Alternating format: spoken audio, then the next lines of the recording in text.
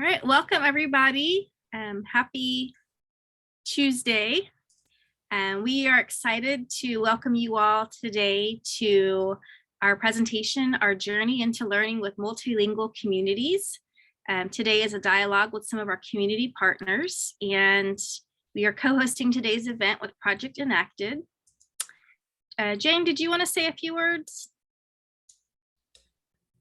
Sure. Do you want me to share my screen or? Sure, let me give you access. There you go. Thank you. So I think I can go ahead and just share the presentation slide. If you want me to talk about Enacted, we have a few slides at the beginning of Enacted, or do you want to introduce the speakers first? It's up to you. All right, so I guess I'll just get us started then. As Melody was talking about, I'm really excited of this opportunity. Thank you for CDLC for inviting the group to share our journey into learning with multilingual communities. So as mentioned, we have been doing this work through the collaboration work, and it was supported by Project Enacted. And then for those of you, I see that a lot of you here are very familiar with Project Enacted, but for our viewers through the YouTube channel who may not be familiar with Project Enacted, it is a program that is supported by the National Professional Development Program to support the preparation of educators who are working with multilingual students and their families. And in the North Carolina context, we all know that we have an increasing number of multilingual learners, and that there's also an increasing number of dual language immersion programs in North Carolina. And today we have our speakers here sharing with us from one of our partnership school districts, Guilford County Schools. And in Guilford County Schools, we work very closely with 3 partner schools in particular through Project Enacted. So Allen J. Elementary School, Hunter Elementary School, and Allen Middle School. And at both Allen J. Elementary School and Hunter Elementary School, we have dual language immersion programs. And at Allen Middle School, we also have a real world English program that's being there through a collaboration between UNCG and Guilford County Schools for quite some years now. So I'm really excited to have this opportunity to also learn from our representatives from these programs, what we have learned over the years with our multilingual communities. So here's our speakers today, and I'll let them introduce themselves. Dr. Levin, you want to get us started? Sure. My name's Barbara Levin. I'm a retired faculty member from the Department of Teacher Education and Higher Education in the School of Education at UNCG, and one of the initial members starting the Real World English program in spring 2015. And I still teach in that program. Analia?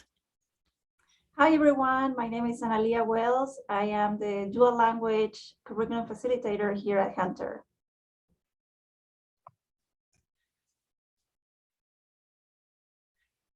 Hello, everyone. I'm Carla Flores Ballesteros. I am the principal at Allen J. Elementary in Guilford County. Hello, everyone. My name is Myra Hayes. I'm the EL director for Guilford County Schools. So today we've invited our panel speakers to really share with us their experiences of how they have been working with multilingual communities and what they have learned from their work with multilingual communities, and also recommendations that they have for all educators who are working with multilingual communities. So I know that they have prepared to share with us a lot of the program context and the various information and insights that we've learned from the community. So I'll let them get started with that.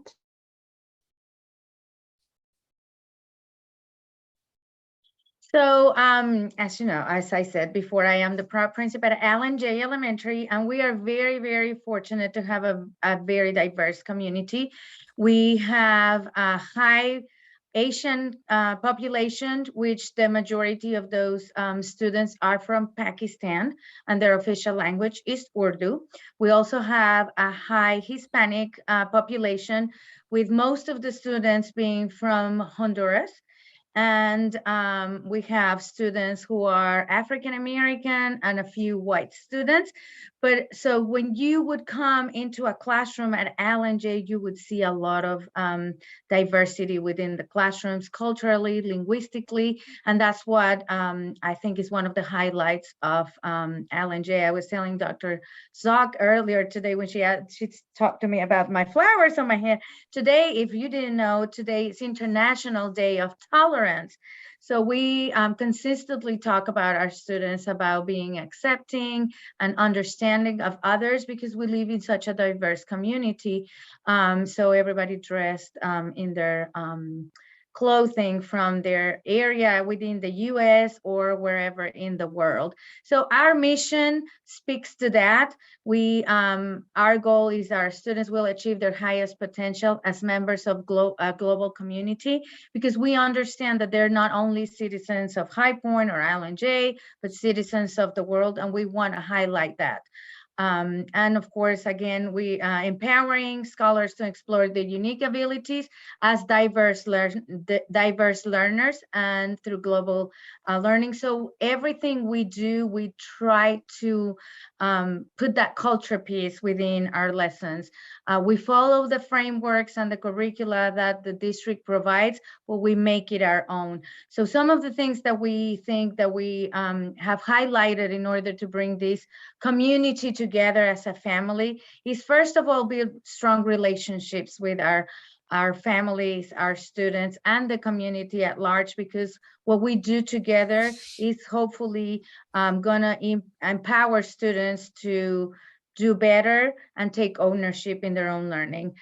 We have very high staff retention, because again, we build those relationships, we work together, we embrace that diversity, and we have been very intentional of finding highly qualified staff that also look like our students. It is so important that we're intentional when we can to show our students that there's role models out there, that there are people that have high expectations and great experiences with education that they can look up to.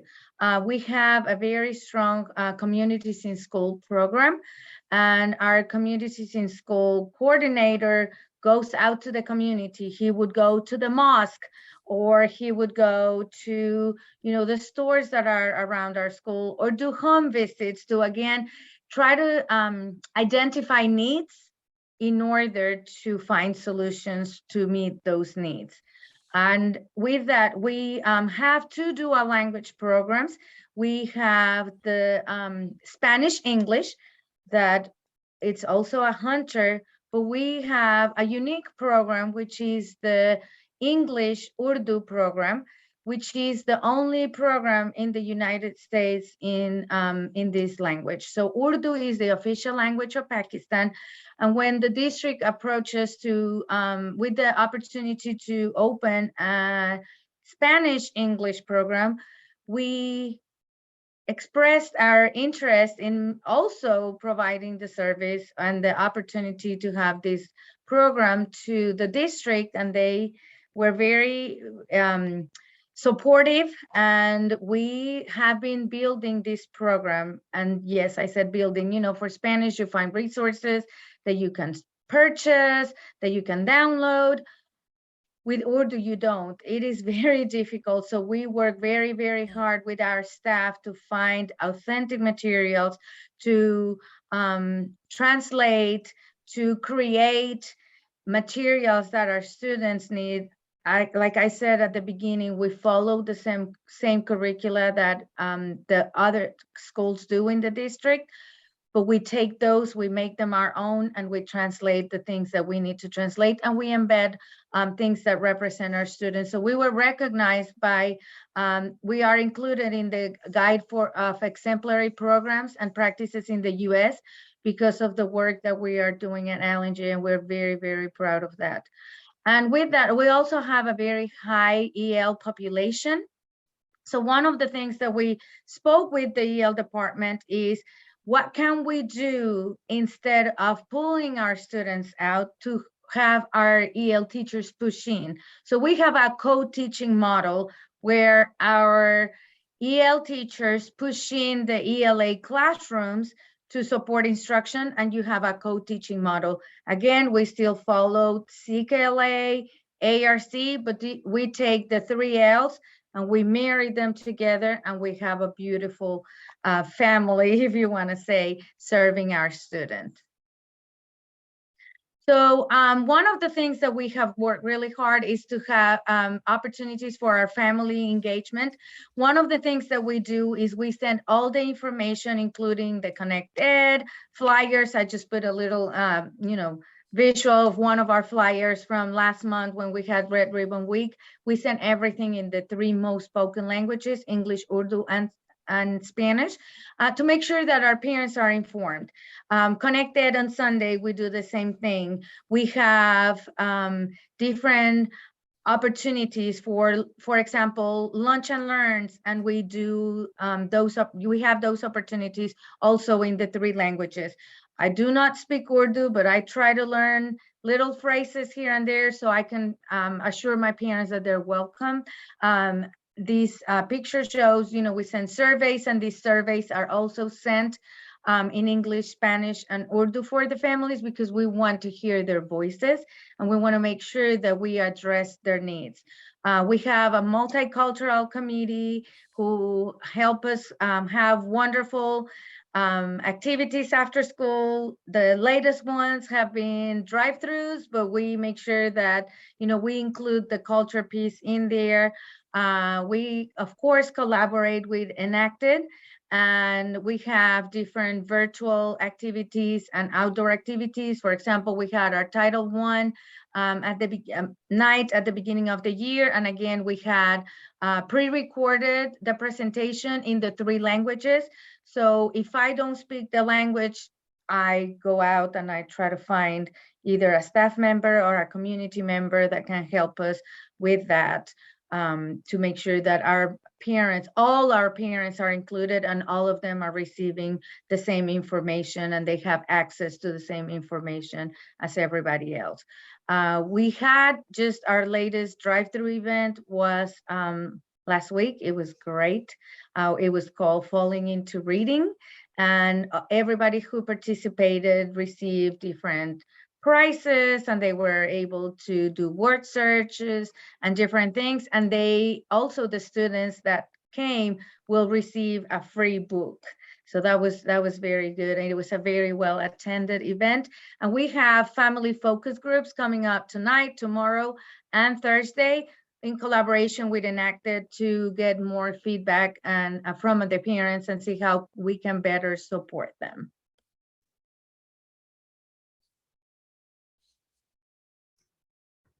Okay, Hunter. So we have a predominantly Hispanic population here at Hunter, with almost around 60%, and highly ESL too. And the rest is just mainly African American, some African immigrants, and Asian students as well. So here we also have the dual language program in English and Spanish. This is our 4th year of implementation, and we serve K3 right now. So our approach at the macro level to serve our community is just mainly celebrating and acknowledging their rich contributions, and adopting this strength-based approach to family engagement. Every family, they have something to contribute, whether they speak the language or not. But we also try to provide this welcoming environment where families can see signs everywhere in their language. We have bilingual staff here ready to support them and assist them. And we also have different tools to communicate with them. We adopted this year this new app called Talking Points that translates every message into any language.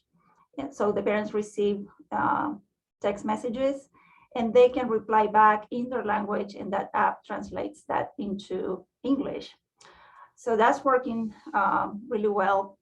So we also do several events. Now with COVID, is mainly drive-through type of events. But we're also trying to be flexible and considerate with their time. Some parents, they work night shifts or they have 2 jobs. So we try to take that into consideration, whether they need to meet with the teachers virtually or face-to-face or by phone. So that's another thing that we try to take into account. And we also develop these relationships with different community partnerships, like Enacted, for example. And with them, we have included our families in different communities, activities in the community outside the school.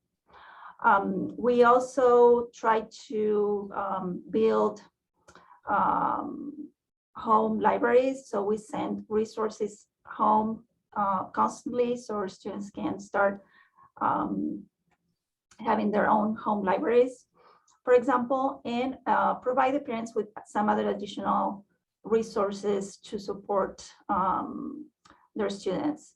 We sent home with directions in the language that parents can understand and read, so they can also support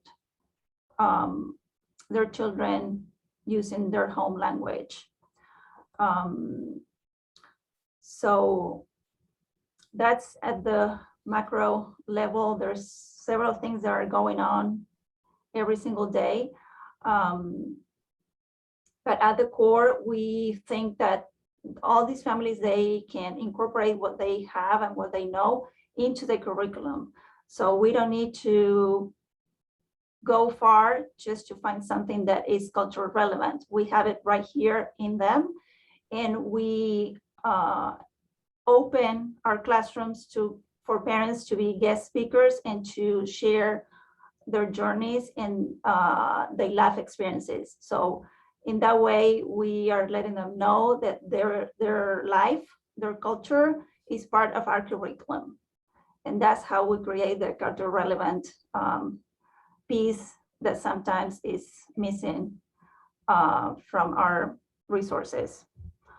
So here are some examples that we have. I mean, with DL, our students are thriving, and we're so very proud of them. And these are some examples of how we bring the culture into the school and just celebrate it.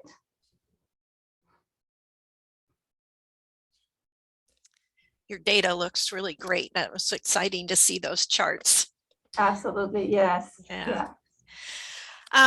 So at the Real World English program is, of course, a little bit different because it's a program to teach English to parents, but housed at Allen Middle School.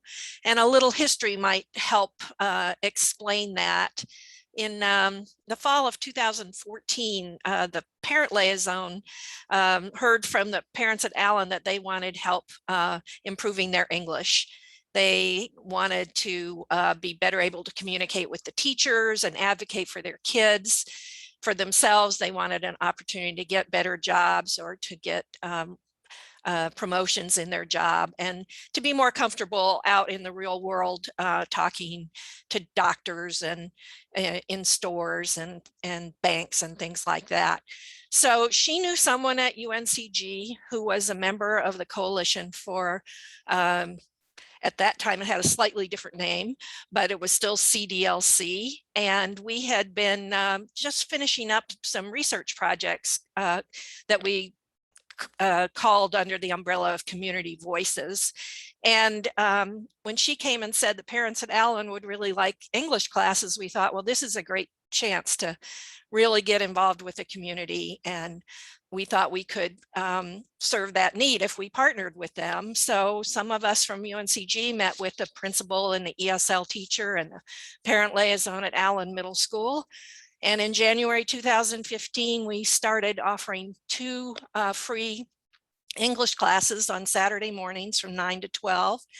That was based on some surveys and needs assessments we did with the parents, and they thought Saturdays was going to be the best thing for them because they had so many other obligations with their kids and jobs, and even after school was tough. So we chose Saturday morning, and we've been doing that ever since.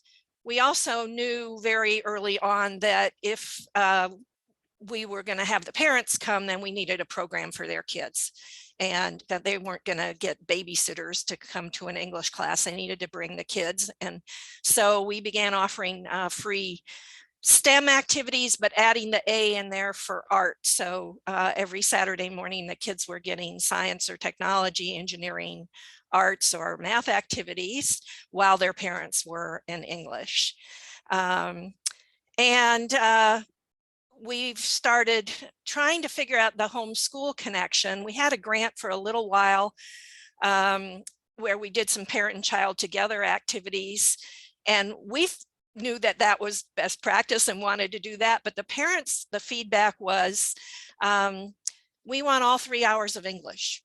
We do, we want our kids to be taken care of, and we don't want to take some of our time learning English to do joint projects with our kids.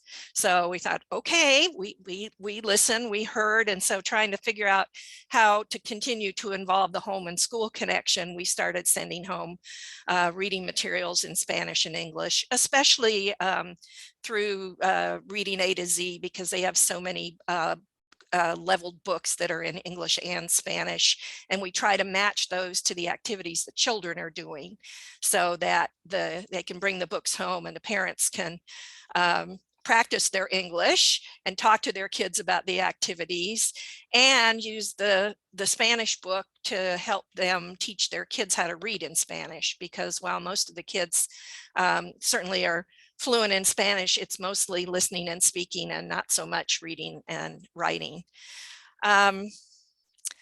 So the other thing we tried to do was, our parents would talk to us, and we're very lucky that more than 60% of our teachers are bilingual in Spanish. And I should back up for a minute to say why I keep saying just Spanish and English, because Allen is also a very diverse middle school. And at the time when we started, I think they were about a third Black, a third white, and a third Hispanic. No, a third Black, a third Hispanic, and a third, I think, Montagnard, but they were Vietnamese speaking. And the very first orientation meetings we had a Vietnamese translator and we had a Spanish translator. And nobody came from the Vietnamese Montagnard community. And so over the years, it just worked out that 95% of our adult students, our families, are Spanish speaking. Largely maybe because the ESL teacher at Allen was a Spanish speaker. Several of our teachers are native Spanish speakers, including Hector, who I think is here, who is one of our teachers. And so it's just kind of panned out that way. I mean, we certainly welcome anybody from any other community, and we have had people who speak Korean. We've had people who speak Arabic, but they don't always stay, and that concerns me. But the Spanish families are very invested in the Spanish-speaking families. Anyway, so we decided we also wanted to have a more formalized way of hearing from the parents. So we each couple of classes chose parent ambassadors who attend our planning meetings, where we process what's going on each week and make plans for future events. And they're kind of our liaison with the classes. They'll take around the book card around and show some of the new books that we have that they can check out. So we have a lending library we've been building. And any other events. If they ask us for something, which they'll do, like they've asked, could we have an immigration lawyer come and talk to us? Then we try to facilitate that, and we'll take part of a Saturday to do that. And so the parent ambassadors are really good for helping us know what it is, what their wants and needs are. We've could not do this program without volunteers. So we've engaged both Guilford County School and UNCG faculty and students have volunteered both in person on Saturday mornings, and then online when we had COVID-19 in spring of 2020, we had to shift to online instruction using Zoom. And so our volunteers shifted with us, and they volunteered to be conversation partners with the adults at a different time, not on Saturday morning when we were having class online, but a different time of the week that was convenient for the partners to do that. And so that volunteering is just extremely important. In fact, several of the teachers are volunteers. And then collaborating and partnering with other organizations has been really, really valuable for us in a lot of different ways. Everything from funding support to finding other teachers to doing special events that for our families. So that's kind of an overview of the program. I don't know if Hector wants to add anything. He's still here. Yeah, no, I'm here. I think we... good afternoon, everyone. Can you all hear me? Mm-hmm. Thank you, Dr. Levin, and thank you all for inviting us today. So as Dr. Levin said, one of the things that makes real world English stand from other ESL programs, which the ones I've heard are amazing, and I'm learning and I'm taking notes. It's the childcare program, and that's one of the things that we have heard from our parents. Because when we talk to the Hispanic and Latino immigrant community, they want to be educated. They want to learn English. They want to be involved in the community, but sometimes because of their jobs or because of their families' responsibilities, they cannot do it. And offering them like childcare helps them, attend these meetings and all that stuff. So that's been one of our biggest assets for the program. And every time we talk to the families, they're more engaged and they want to see how they can help us. And yeah, it's been a very enriching and great experience for me as an educator. So thanks, Hector. So Hector volunteers for this program and has since almost the very beginning. And he's now getting his master's degree, so he will become a school administrator, which we highly encourage him to do, because I think he'll be an excellent principal down the line. But Hector, for example, organized last Saturday a special event for the parents where we had a member of the community come and talk about community services and organizations for the Hispanic community, and then also a panel of successful college-going students with who are native Spanish speakers to share, how they managed to get into college and be successul through college. Because one of my hidden agendas is to make this a pipeline. I really want to encourage the parents to send their kids to UNCG to go to school when they get into, and to know that they can send them to college, and ways to do that. So this is a second or third time we've had a panel like this, and we will continue to do it because it's very well received by the parents. And the message is, this can happen for you. So just a few benchmarks, you can read this, but we've offered over 2,800 hours of English classes free to adults since 2015, and we teach at 4 different levels of English. I think it's over 600 students we've served. And since the pandemic, that number has grown because as a result of teaching on Zoom, we've now attracted international students. So we have adult students coming to our classes online from Argentina, Colombia, Peru, Mexico, Canada, Dominican Republic, and I may have missed some. It's just amazing. And some of our local students who are still uncomfortable coming back in person, which we are doing this fall, are doing online as well. So we want to continue to do both in-person English classes for adults and online.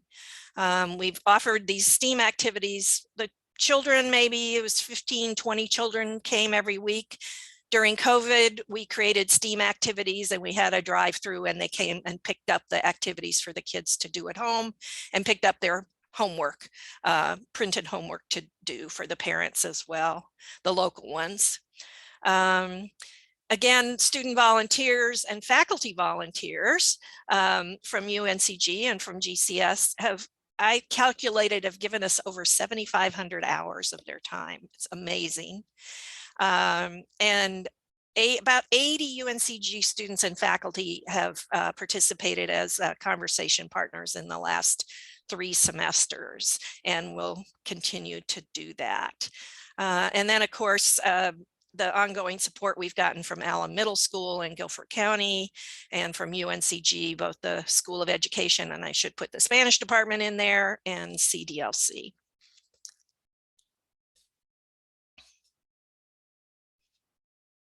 Oh, okay, so I guess I'm still up. So what we've learned over the past 7 years from our adult students, they tell us that they need their children to be happy and productively engaged so that they can focus on their learning. And that message, I think, is probably true for every program that you would do. They also have shown us that they get very attached to their teachers and they want to stay in the same class. And we want them to move up levels as they get more proficient with their English. And they say, no, I'm not, I don't want to. You know, we say, oh, you're ready for the intermediate class or even the advanced class. No, I want to stay where I am, because they get very attached to their teachers. So what we do is say, try it. And if you aren't comfortable, then you make the decision, but we encourage them. They love any hands-on small group activities, just like kids do, but the adults also really like that. And they tell us that they always want more practice speaking, even more than they want to improve their reading and writing. So we always try to include reading, writing, speaking, and listening in every class, but we're always pushing ourselves to give them more and more chances to speak. They can learn online or in person. Both work well for adult English learners. And so I think they make that choice about what they prefer as their medium. Some people, it's just easier not to get up on Saturday morning and get dressed and get the kids out and so on. But they'll say, okay, I want to do it online. Others like the camaraderie, the social aspects of our program. I think that's part of what keeps them coming in person. They love being able to talk with each other and socialize during break time. Lots of times we've had special events and occasions where, and even during breaks, not now during COVID, but where they would share their food and share their culture. We've done several different things along those lines. And the special events, including recognition ceremonies at the end of each semester, and the kind of guest speakers and panel members that we have, they enjoy those. And I think they really value collaborating both with each other and with the teachers and with the community organizations that we partner with. So those kind of are the takeaways that I think about. I don't know if Hector would add to any of those, or nope, I guess not. So that's it for us.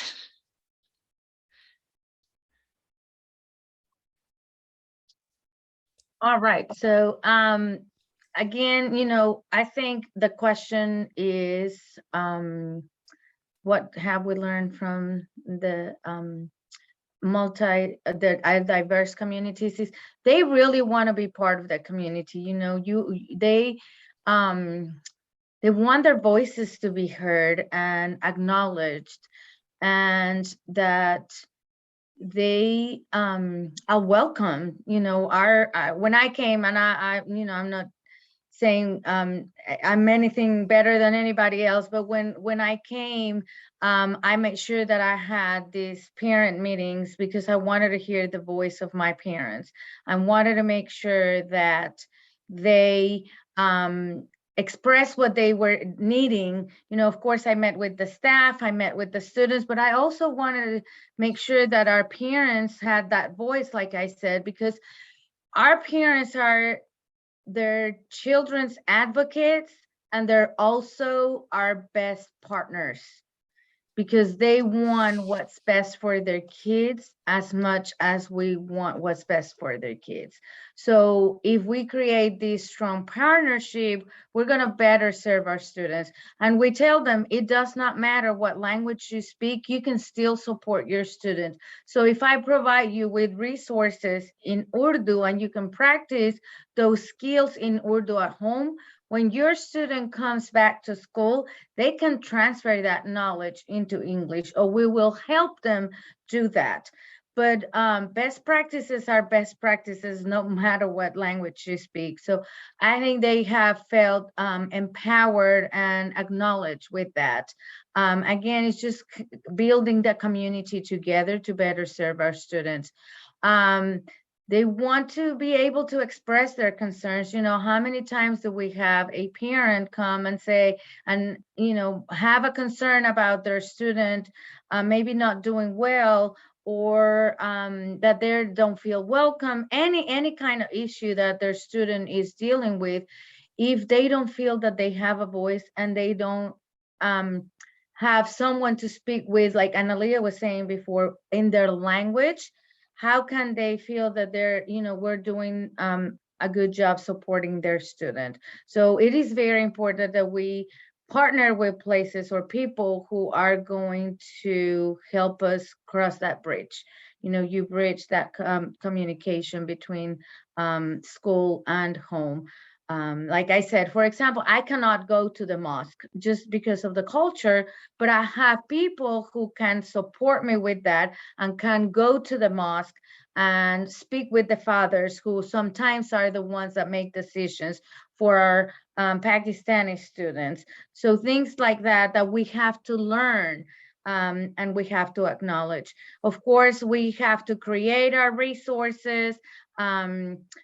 And we have to support, like in this picture, you can see our students are practicing their writing. It's rough and it's hard and it's different, but they are so proud of the work that they're doing, not only the students, but the staff. These books that you see here in these pictures, those are books that we developed. Our staff worked hard in developing in conjunction with the EL department and Guilford County School print shop, that have done a beautiful job to create these books that look like books that we could have purchased somewhere. And they represent our families. And that's just beautiful. And again, you know, what I said earlier, having role models that look like our students, that they can relate to our students. How many times you go out there and you see, you know, if somebody dresses in a different way or speaks a different language, people look at you in a different way. You know, I was having a conversation with somebody and I said, when you have English speakers learning a new language, that's cool, that's great, that's wonderful. But when you have non-English speakers learning English, people look at you in a different way. So we have to re-educate our community and work together. I just want to bring your attention to these little cards. So my staff put together some cards for me, and this just caught my attention from one of my students, and it was very happy. I was very happy to receive it. I'm very touched with the comment, but at the same time, it made me sad, because this is the society our students live in, and it is our job to prevent this or to stop this from continuing to happen. If this student in the second grade acknowledges that she's different, but she feels welcomed in here, not only by me, not, you know, it's just, thank you so much, you always help me. even if I was from a different religion, you were always helpful and kind. We have to create opportunities for our students to shine no matter what they are, no matter who is their teacher. And when they see that, those students are going to be inspired to do great things.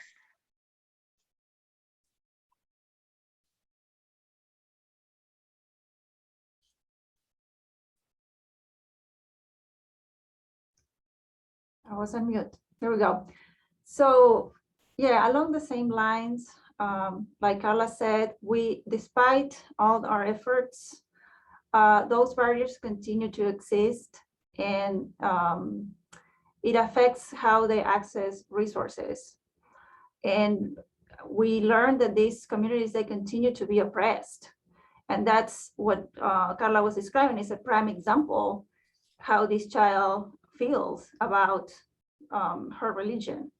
So that's one of the things that we learned, that there's miscommunication or misinformation about what resources or opportunities are available for students.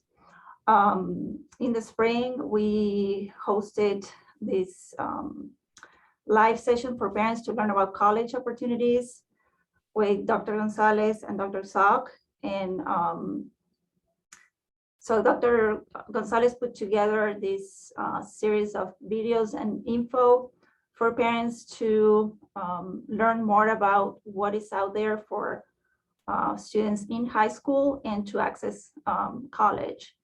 So, and that's something that is not available to them in their language, but now we have that through Gift for Parent Academy. So that's one of the things that we noticed and we learned from them. The other thing is, like, even when you provide translation services or interpretation when they are meeting with the teachers, most families, most parents, they're not familiar with the jargon or these acronyms that we're using. So it doesn't matter if you translate PBIS, DIBELS, CKLA, it doesn't really matter, because they don't know what that means. They don't know what EOG is. They just don't know. So that's another thing that we have to take into account when we meet with them. And sometimes we provide those services of translation, but that miscommunication is still there. And because of that, some of them, they feel just guilty, or they feel shame for not being able to be proficient in English and help their children. Some others, they think that they have nothing to contribute. Because, for example, one parent said, well, I didn't learn math with Eureka method, so I don't understand how the kids are learning math now, so I can't help my child even in my language. So that's the current challenge that we have with the curriculum that we're using. We have these parents, the disposition is great, but we have these barriers that they try to overcome on a daily basis. So some of the things that we learned along the way is, for example, that they have a really hard time trusting people or groups outside their community. And I noticed that when the COVID vaccine started to become available, and they were available to them as well, they didn't trust that. They didn't think that they were deserving of getting a free shot here. So it took a lot of convincing and talking and just letting them know that it was okay, that it was safe for them to get the vaccine. But they were just calling here saying, is this true? I mean, yeah. So, but they trust us, and they trust our teachers. So the other thing in doing all this, supporting them in filling out forms and all that, some of them are not literate in their own language. So they need help filling out paperwork, even though if it's in Spanish. And they need someone to be, and some of them, they're afraid to ask. So, but the common denominator with all of them is that they all want the best for their children, just like any other parent out there. And I think for me, the most important thing that I've learned from all of them throughout all my years of working with them is that they are very resilient. They're incredibly resilient people. And that's what I learned from parents and from my students.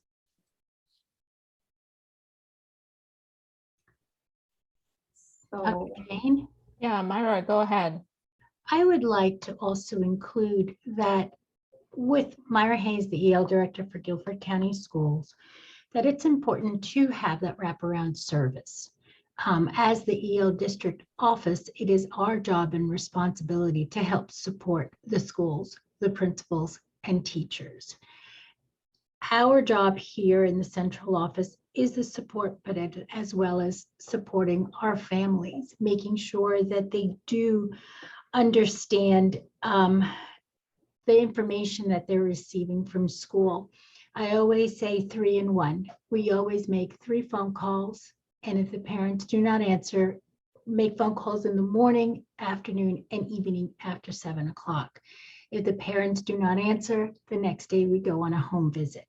So that is our process and protocol. We always say 3 in 1.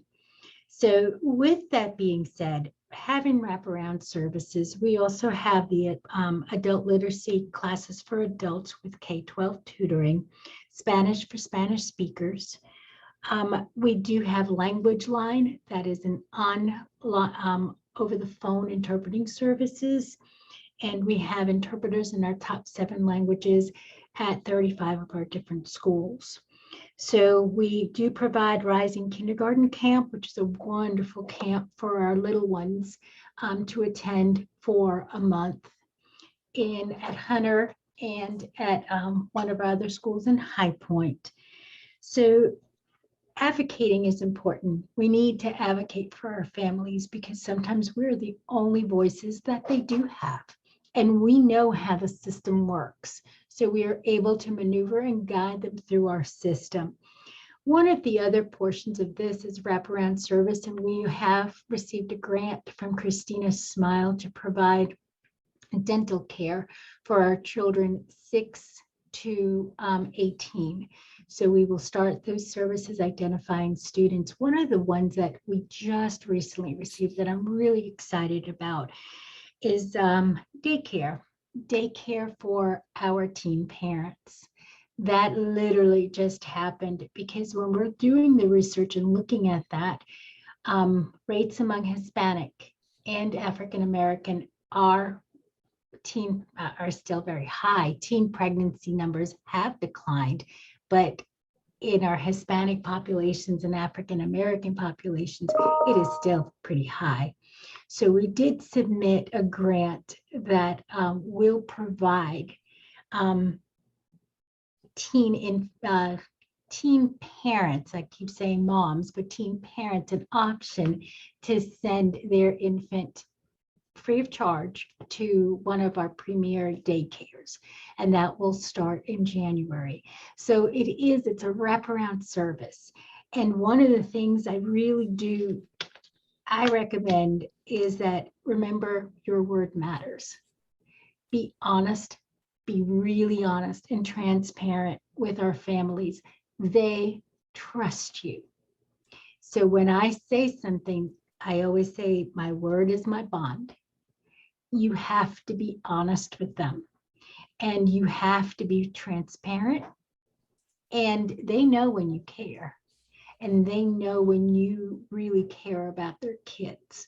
So that is a little bit about us in the central office, making sure that we do have that wraparound service, making sure that we work hand in hand with our administrators and EL teachers and interpreters, but we do the work for our kids. Thank you, Dr. G.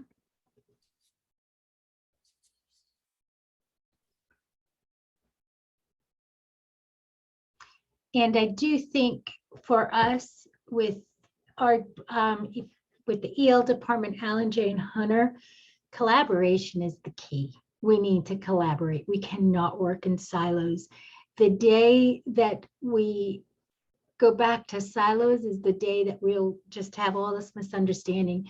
We have to collaborate with our schools, our teachers, our families, and our students. Their voices are really important. Building relationships is the key. We know that building relationships in a classroom is really important, but it's really important here in the central office, administrators, everywhere you go, you have to build relationships with all stakeholders and advocate. We have to be the advocates. We have to be the voice. We're the ones that need to give the parents the information and show them how to advocate for themselves as well. So advocating, showing them what we need to do, because sometimes our educational system is really different. So showing them, telling them that it is their right to question, because sometimes they don't question, and it's not appropriate in their culture to question a teacher. So these are the 5 questions that you need to ask in the conferences. These are the 3 questions you need to ask transportation. I will be there to help you, but these are the 3 questions. And you coach them through it, because that empowers them the next time they meet with a similar situation, they will know what to do. So teaching parents, teaching families, and teaching kids how to advocate for themselves is really important. As Carla and as Analia just said, authentic material is key. We have worked closely to find that authentic material. Carla and I have, it's been a fun adventure with our Urdu material. So finding the authentic materials is really important. Infusing culture. When I see my culture, when I see my flag, my El Salvadorian flag anywhere, oh, the pride I have, oh, the El Salvadorian flag. I cannot stop smiling. Or if I'm in the classroom and there's a child that says, I'm from El Salvador, I immediately go and hug them. I know we're not, I do. I immediately go and hug them and say, hello, I'm from El Salvador too. And seeing your culture portrayed with respect and honor is also something really important. Integrating community members into the school, the partnership we have with UNCG, partnership we have with Dr. Jane and her team is so valuable. So making sure you have those community connections. And the school community partnerships, UNCG Center for New North Carolinians, I'm forever knocking on their door. Can you, what about this? Help me brainstorm this. Working with Dr. Abdo from the Center for New North Carolinians as well, helping me. I'm not going to know every single culture, but the center does help me understand cultural components. Working with UNCG Psychological Services helps me understand trauma. Don't ever be afraid to reach out and say, I'm stuck. I don't know. And Dr. Gray at the UNCG Psychological Department has helped me so many times with difficult situations that I really don't know how to proceed. So do not ever feel as though you don't know. It's okay not to know. It's okay to have questions and reach out to your community partners because they know and they can guide you. Our diverse, I always call them my babies. Our diverse babies are amazing. I learn from them every single day. I walk into classrooms and speak to them. They are so resilient. They are our future. And it's important for us to really respect and honor where they're from and encourage them not to forget where they're from, because where they're from is special and unique, just like them.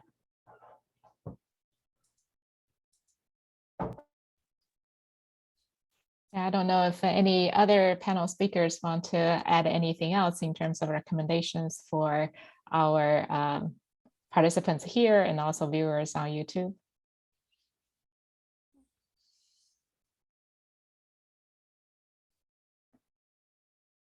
So I know that our time is almost up, and I just want to invite everyone who are here joining us online and those who are viewing on YouTube to join me for a round of virtual applause that we are all getting used to for our panel speakers. They are all doing wonderful work, and I really appreciate our commitment to this type of work to support our multilingual communities and the families and our students. And I think our one single takeaway, if we can say that for today, is that it is teamwork. None of us can do this all by ourselves. And to know that we have a team, we have partnership, and there are a group of committed people to this work is really important. And again, thank you all so much for joining, and for our panel speakers, and for all our participants and viewers. And thank you for CDLC for hosting this. Thank you all for having us. Thank All you. right, real quickly, I have Thank just a you. couple of announcements, but thank you so much to our panelists. This was so inspiring. And I hope you saw in the chat, you had a really lovely offer for support also from one of our participants. I just wanted to share quickly, at the beginning, Jane shared about Project Enacted and how this has kind of helped support some of these collaborations. And I wanted to just share quickly that Enacted is transitioning over in the next year. We are getting ready for the next stage for 5 years, which will be called Project Ignite. And this is because we were very fortunate to receive continued funding from the Department of Education. So be looking for more information about Project Ignite to come. But we are excited to continue our collaborations with our partners and thinking about how to continue to support pre-service and in-service teachers in their professional development and in their professional learning. So just wanted to share that. And then I also wanted to share that this concludes our speaker and workshop series for the 2021, but we will resume again in January. So be looking for more information about our speaker and workshop series picking back up in January. Some of the topics that you'll get to enjoy include BIPOC youth's social media practices. We'll learn about elementary teachers planning and implementation of social justice focused curriculum.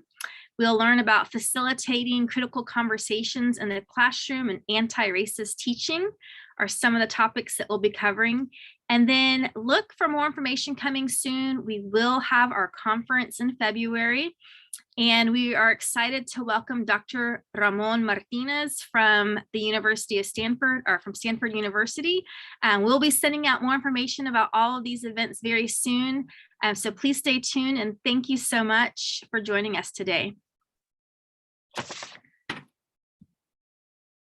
Thank you. Thank you, everyone. Bye, thanks. Bye.